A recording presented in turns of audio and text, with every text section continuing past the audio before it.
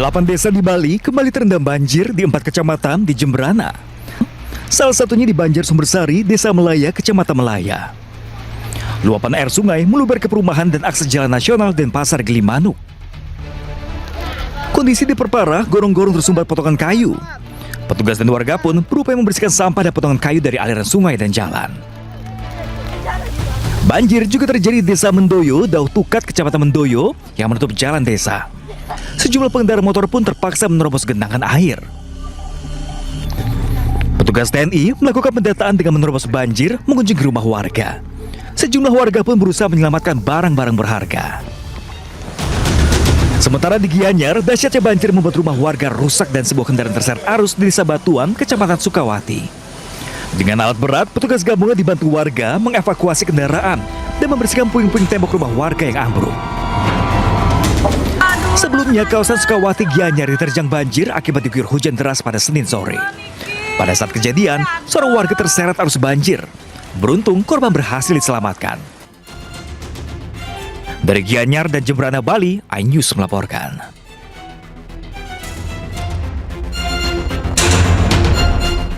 Sementara itu, sebuah jembatan penghubung antara desa putus diterjang banjir usai hujan deras mengguyur kota Sukabumi, Jawa Barat. Hujan juga membuat tebing setinggi 20 meter longsor hingga menimbun ruas jalan.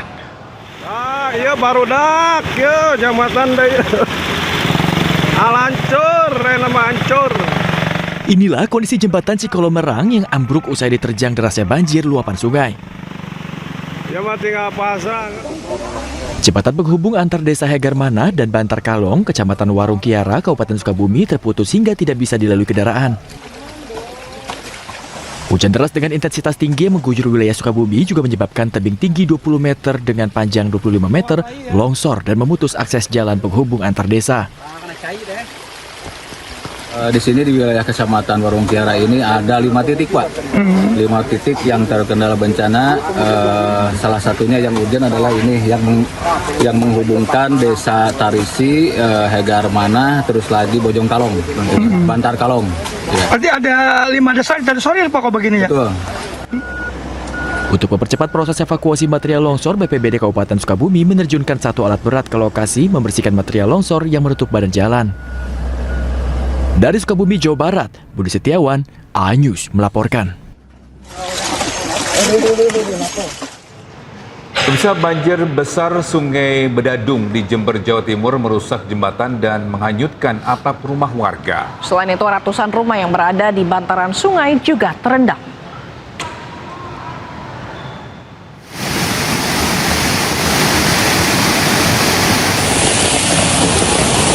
Banjir luapan Sungai Bedadung melanda sejumlah wilayah di Kabupaten Jember, Jawa Timur. Debit air meningkat cepat setelah hujan deras mengguyur kawasan hulu. Arus banjir ini merusak jembatan Patemon di Pakusari. Sebagian jembatan hanyut dan tak bisa dilalui. Sementara di Kecamatan Patrang, atap baja spandek rumah warga hanyut terbawa arus banjir. Air banjir juga masuk dan merendam rumah warga. Warga terdampak langsung mengungsi ke rumah tetangga untuk sementara waktu. Air datangnya jam 5. Begitu cepat Pak kejadiannya, sehingga warga tidak sempat untuk menyelamatkan harta bendanya. Dan terdampak di situ kira-kira ada 4-5 rumah. Ya, alhamdulillah tidak ada korban jiwa. Kalau korban material saya kira diperkirakan cukup banyak. Petugas mengimbau warga yang tinggal di bantaran kali sungai untuk tetap waspada terhadap potensi banjir susulan. Dari Jember, Jawa Timur, Bambang Sugiarto, iNews melaporkan. Ya, sementara itu meski pemerintah Kota Padang Panjang telah menutup masa tanggap darurat, operasi pencarian korban banjir bandang masih terus berlanjut. Ya, penutupan masa tanggap darurat banjir bandang di Kota Padang Panjang tidak menghentikan langkah tim SAR gabungan dalam mencari korban.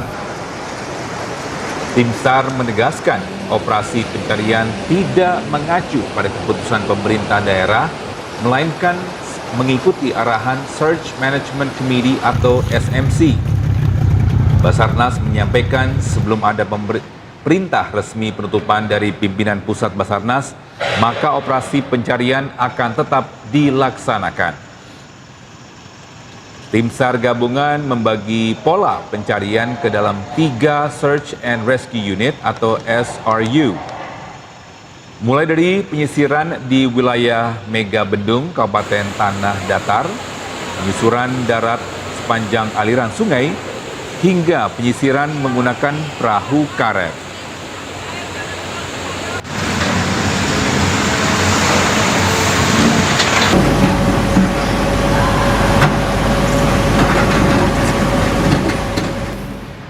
Demikian untuk informasi terkini, kita bergabung dengan Agung Sulistyo di perbatasan Padang Panjang dan Tanah Datar, Sumatera Barat. Ya, selamat pagi Agung. Bagaimana suasana terkini pencarian korban? Baik, saya berada di batas kota antara Padang Panjang dan Kabupaten Tanah Datar, tepatnya di Jembatan Kembar. Lokasi di mana kejadian banjir bandang yang terjadi pada akhir November lalu. Dan kalau kita Padang Panjang sendiri, ini sudah menutup tanggap darurat pada tanggal 13 Desember lalu, namun meski demikian tanggap darurat ditutup cepat, namun petugas pencarian tim Basarnas beserta tim gabungan ini masih melakukan pencarian di lokasi sepanjang aliran sungai Batang Anai hingga ke daerah Kabupaten Padang Pariaman. Dan saat ini saya bersama dengan tim Basarnas Samsul Akmal yang ada di sekitar lokasi sungai Batang Anai. Dan halo, selamat siang Bang. Selamat siang Bang. Selamat siang. Oke Bang, bisa dijelaskan Bang untuk pencarian dari tim Basarnas ini seperti apa Bang? Kan ini tanggap daruratnya sudah selesai Bang. Baik. Tanggap darurat sudah dihentikan oleh pemerintah Kota Padang Panjang ya. Namun kita dari Basarnas tetap melakukan pencarian sesuai dari arah SMC kita dari Padang. Kita tetap melakukan pencarian. Namun posko kita dari Padang Panjang kita pindahkan ke daerah Kayu Tanam atau Kabupaten Padang Pariaman. Jadi untuk kita tetap melakukan pencarian dan pemantauan baik di lokasi ini sendiri di Batang Kembar, katakanlah di sini tetap dilaksanakan normalisasi sungai. Kami masih berharap di area sungai ini masih ada korban yang jadi kami tetap stay di sini. Jadi untuk set area kerja atau pencarian kita di Basarnas melakukan 3 set area pencarian. Yang pertama, monitor alat berat di sini langsung yang bekerja, kita stay 1 tim di sini. Terus tim yang kedua standby di Mega Bendung, itu juga ada normalisasi sungai, kita juga monitor di sana. Yang set ketiga itu adalah penyisiran coaching darat. Coaching darat itu yang dilakukan oleh 1 tim, itu menyisiri dari Kayu Tanam sisi kiri dan sisi kanan sungai itu mengarah ke Lubuk Alung. Dan dari Lubuk Alung sendiri itu juga dilakukan pencarian menggunakan perahu karet mesin. Itu mereka dari Waru Anai sampai ke daerah Lubuk Alung. Sebisanya perahu karet ini menyisiri di tempat itu. Kemudian ada hasil dari pencarian sendiri pasca dari ditutupnya tanggap darurat, ada penemuan korban kah atau seperti apa Bang? Jadi dari penutupan tanggap darurat ini kita masih menemukan korban yang terhitung dari tanggal 14-15 itu kita menemukan 2 korban yang kita temukan hanyut di Lubuk Aluang, tepatnya Nagari Kasang. Dan di tanggal 14 kemarin sendiri itu juga kita menemukan berupa body part. Body part itu kaki dari paha sampai ke ujung kaki sebelah kiri. Itu kita temukan di daerah Kayu Tanam. Oke Bang, terima kasih informasi Bang dan selamat bertugas kembali. Baik pemirsa, ini saya akan di sekitar lokasi ini sedang dilakukan perbaikan aliran sungai dan jalan. Ini ditargetkan hari ini pada pukul 16 nanti untuk jalur lembahannya pada panjang lembahan ini sudah bisa dilewati oleh kendaraan roda 4 dan itu berlaku untuk pada pukul 16 sampai pada pukul 9 pagi. Ini tim sedang bekerja menormalisasi sungai Batang Anai. Dan tadi barusan ini rombongan dari tim Kementerian Infrastruktur ini tiba ke lokasi untuk mengecek pekerjaan proyek yang sedang berlangsung. Kemudian pemirsa, di Padang Panjang sendiri, opsi penutupan tanggap darurat pada tahap pertama tadi hanya perpanjang 3 hari karena menganggap para pengungsi ini sudah diberikan tempat yaitu di Rusunawa dan diberikan kontrakan, hingga Kota Padang Panjang menutup lebih cepat tanggap darurat di Kota Padang Panjang ini sendiri. Sedangkan untuk bahkan ada beberapa sebelum tanggap darurat selesai di Pemko Padang Panjang sendiri sudah menutup dapur umum, yaitu 2 hari menjelang tutupnya tanggap darurat. Namun meski demikian, meski tanggap darurat sudah usai lebih cepat, untuk petugas pencarian masih tetap melakukan penelusuran sungai dan berharap bisa menemukan kembali korban-korban yang masih dinyatakan hilang. Dan data terakhir ini masih ada 33 korban yang masih dinyatakan hilang atau dalam pencarian. Ya, balik studio. Baik, terima kasih rekan Agung Sulistyo melaporkan langsung dari Padang Panjang, Sumatera Barat. Selamat bertugas kembali. Ya, Mas, dari Sumatera Barat di mana hujan deras kembali memicu banjir bandang dan tanah longsor di Kabupaten Agam, pemirsa. Dan sejumlah wilayah terdampak, warga dievakuasi ke tempat yang lebih aman. Banjir bandang juga terjadi di Kecamatan Palembayan. Curah hujan tinggi memicu luapan air di Kayu Pasak, Koto Alam, dan Silungkang. Warga memilih menghentikan aktivitas dan mencari tempat yang lebih aman. Sementara di Kecamatan Palupuh, hujan deras memicu longsor di ruas jalan Bukit Tinggi Pasaman, tepatnya di Paninggiran Ateh Nagarinan Limo. Kondisi tanah yang basah dan labil masih beresiko menimbulkan longsor susulan. Dari Agam, Sumatera Barat, Wahyu Sikumbang, iNews melaporkan. Ya pemirsa, setelah putus total akibat dihantam banjir bandang pada akhir November lalu, jalur lintas Sumatera Padang Bukit Tinggi di kawasan Lembah Anai siap diuji coba untuk kendaraan roda 4. Ya, uji coba pembukaan terbatas jalur vital ini akan dimulai hari ini hingga 12 Desember mendatang.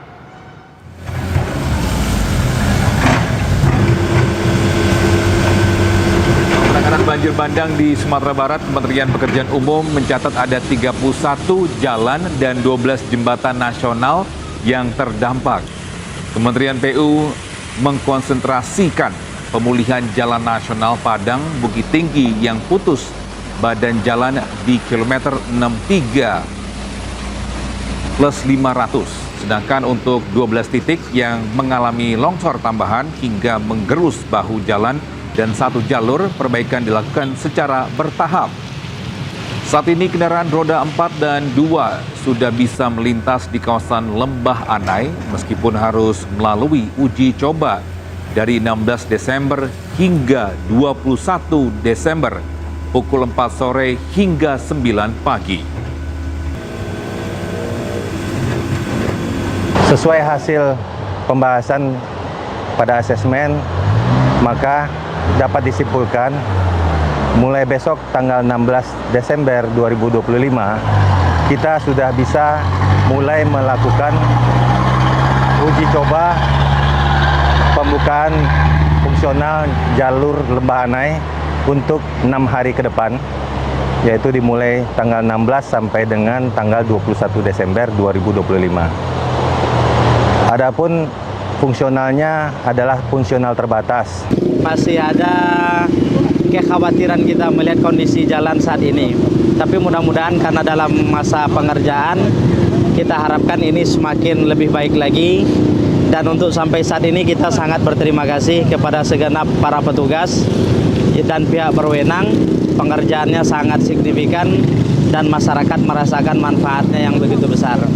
Tentu harapannya ke depan lebih baik lagi agar seluruh pengguna jalan bisa lebih aman dan terjaga. Pemirsa, akses penghubung Kabupaten Biren ke Bener Meriah di Provinsi Aceh kembali terbuka setelah jembatan Bailey sepanjang 30 meter di Desa Tiupin, Mane, Juli, Biren, Aceh selesai dibangun dalam waktu 2 pekan.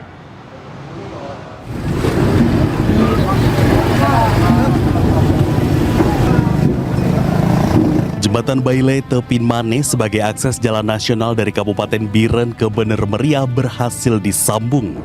Ratusan warga langsung antusias mencoba melewati jembatan sepanjang 30 meter yang dibangun oleh tim Zipur Kodam Iskandar Buddha. Jembatan ini dibangun setelah jembatan utama putus diterjang banjir bandang. Keberadaan jembatan Bailey ini diharapkan bisa menopang beban lalu lintas sambil menunggu pembangunan kembali jembatan permanen yang lebih kokoh.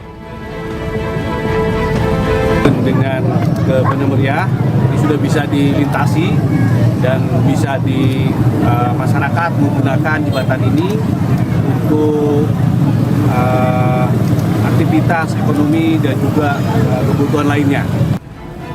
Para pengguna jalan, khususnya pengemudi truk dan kendaraan logistik, diimbau untuk mematuhi batas tonase yang tertera di rambu-rambu agar jembatan bisa berfungsi optimal.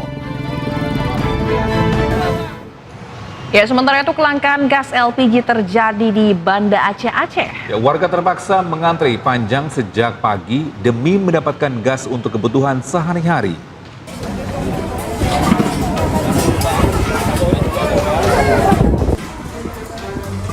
Antrean mengular terlihat di sejumlah agen gas LPG di Banda Aceh. Salah satunya di Lambung Meraksa, Banda Aceh. Warga rela berdiri berjam-jam sambil membawa tabung kosong, berharap bisa pulang dengan membawa gas. Kelangkaan gas LPG 12 kg ini telah berlangsung hampir sepekan. Keterbatasan pasokan membuat warga terpaksa mendatangi agen yang jaraknya hingga beberapa kilometer dari rumah mereka. Sudah berapa lama abang antri gas? Dari hari Sabtu. Hari Jumat malam Sabtu dari sini sampai dengan detik ini alhamdulillah dapat ya. Dapat. Ibu sudah berapa hari ngantri gas di sini? Dari hari Sabtu jam 6:30 sampai ke sini. Hari Sabtu. Sampai sekarang belum dapat, Ibu? Belum dapat. Ini dia addressnya. Meski tidak terdampak langsung bencana banjir bandang dan longsor, sejumlah pangkalan dan agen gas di Banda Aceh mengalami kekosongan stok gas, baik untuk 3 kilo hingga 12 kg. Dari Banda Aceh, Sukri Sarifudin, iNews melaporkan. Pemirsa, bencana Sumatera pada akhir November lalu sontak menjadi tamparan semua pihak. Sebuah keabayan atas hutan menjadikan tragedi yang meluluhlantakan 3 provinsi di Sumatera, yaitu banjir bandang dengan kayu gelondongan.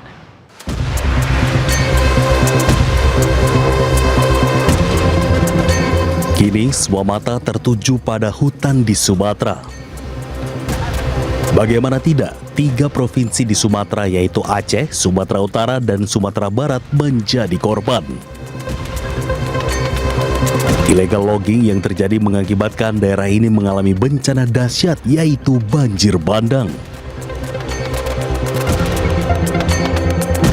3 minggu pasca bencana, puluhan ribu jiwa kehilangan tempat tinggal.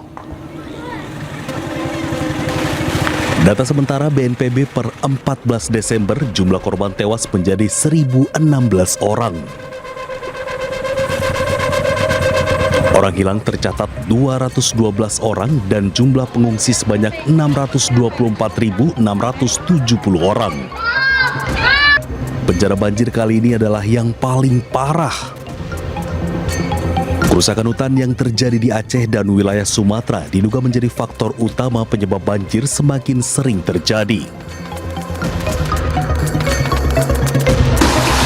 Selain di Aceh, dahsyatnya banjir di Aceh Tamiang, Sumatera Utara terlihat dari sisa lumpur dengan banyaknya mobil, truk tangki, dan kayu gelondongan di tengah kota Kuala Simpang.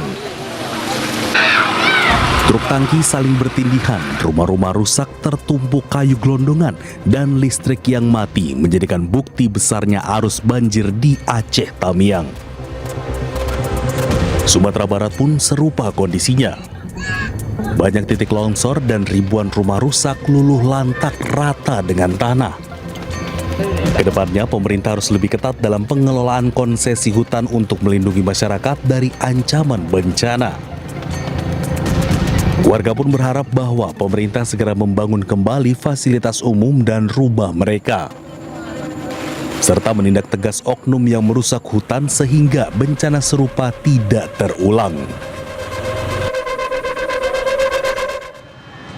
Ya, sementara itu 31 perusahaan diduga menjadi penyebab banjir bandang melanda Aceh dan Sumatera. Pemerintah pastikan ambil langkah hukum.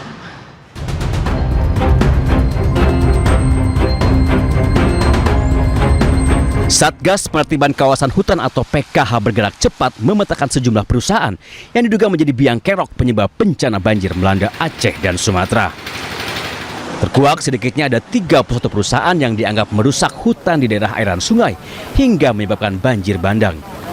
Untuk yang di Aceh, dugaan sementara yang terimbas langsung, yang terkait langsung dengan das daerah aliran sungai itu ada 9 PT.